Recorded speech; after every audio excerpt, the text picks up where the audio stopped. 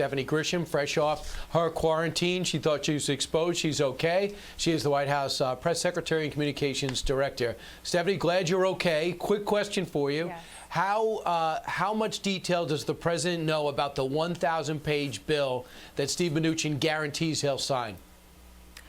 The president's been kept informed. Steve Mnuchin has been on the phone with him constantly. The president has been very active in this process, so he's well aware of what is in it. He's been pushing for Congress to do the right thing and get ready to help the American people. So we're really looking forward to this vote today so that he can sign it into law.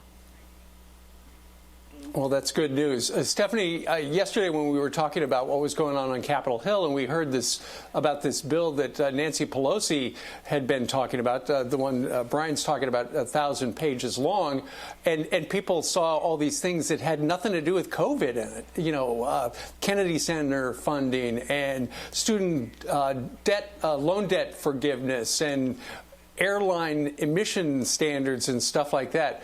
When you looked at that at the White House, what was the point of view of the president regarding that? Because it had little to do with the disaster that's going on right now.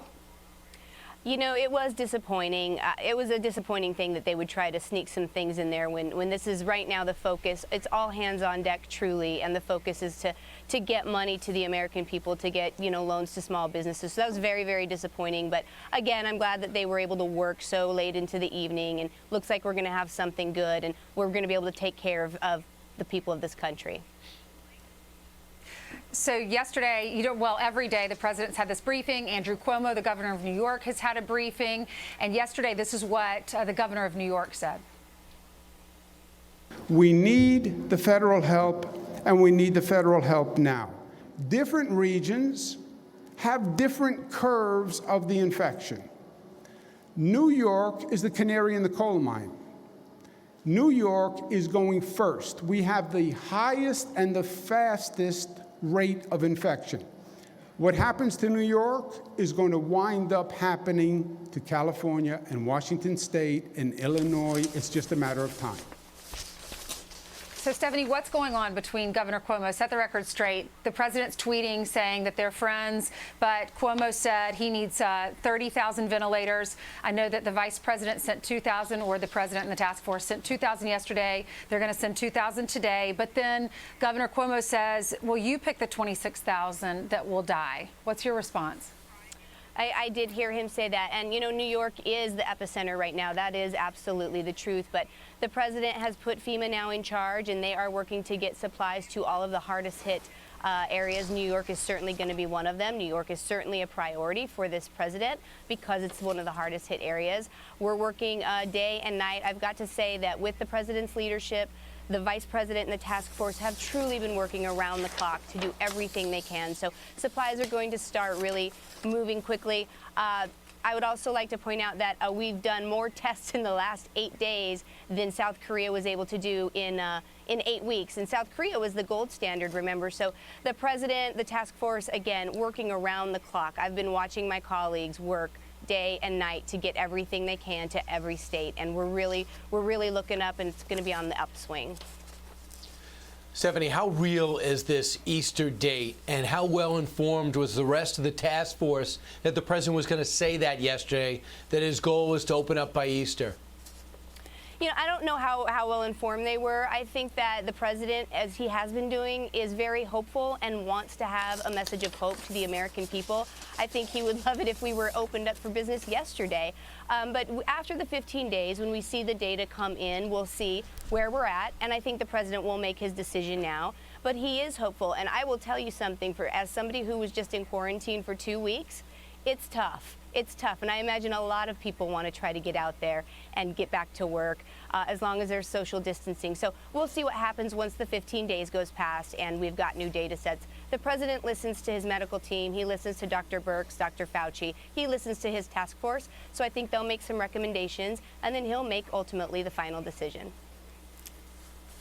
Right. And Dr. Fauci said yesterday at the briefing, he said that that particular timeline was aspirational and flexibility was needed. But as you know, Stephanie, a couple of days ago, Ambassador Birx was there, and Dr. Fauci was not.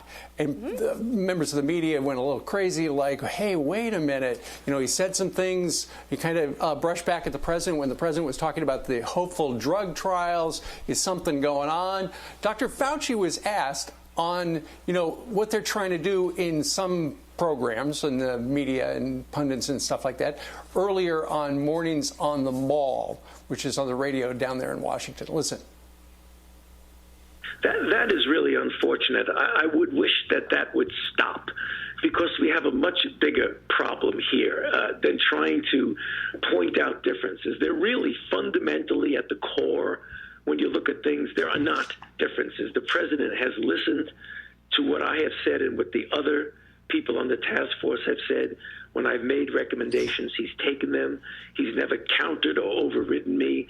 The idea of just pitting one against the other is just not helpful. I wish that would stop, and we'd look ahead at the challenge we have to pull together to get over this thing. Stephanie, why are there people who are trying to create a rift? Or is it as simple as, hey, he's not here today, what's going on? You know, it's more of the same. I think a lot of the media are wasting an opportunity to get facts out to the American people. That is the responsibility of the media, and right now it's more vital than ever that they are trying to do that. Unfortunately, once again, some members of the media are using a really important time in our country to try and divide people on the task force. I couldn't agree with Dr. Fauci more. I've sat in meetings with them. The president listens to his team. Dr. Fauci lays out recommendations. The president asks questions, and he listens to his team. They are in lockstep together. He listens to all of them. So it's unfortunate what the media is doing, and I've been saying all along, please use this time to get factual information to the American people, because I don't think people at home care if Dr. Fauci and the president get along, which they do. And just because sometimes people aren't there, they're out doing work. They have a lot of work to do. So we're rotating people in and out from the task force. Stephanie, we're glad to see you back at work. Glad that you tested negative. Thank you. You've been in quarantine for 2 weeks, right? Yeah, 2 weeks. That was rough. How are you feeling? I've got to tell you. I feel great. I feel great. I'm so grateful to the doctors who helped take care of me. The president was absolutely supportive of this, but I cannot wait to get back in that White House and help out. Oh, that's great, because so many people have said Did they're you so do sorry any for the binge? people that are sick, but the silver lining is we are home with our families. But I guess for you, you're so busy. I thought maybe a break would allow you to take a pause and breathe, but I'm sure you were working from home. No. Yes, I was definitely working from home, but you're kind of blinded. You're not there. So it was frustrating. Right. I'm very excited to get to the White House. Right. All right. Stephanie, good luck to you. Thank you very much for joining us. We know you got a busy day.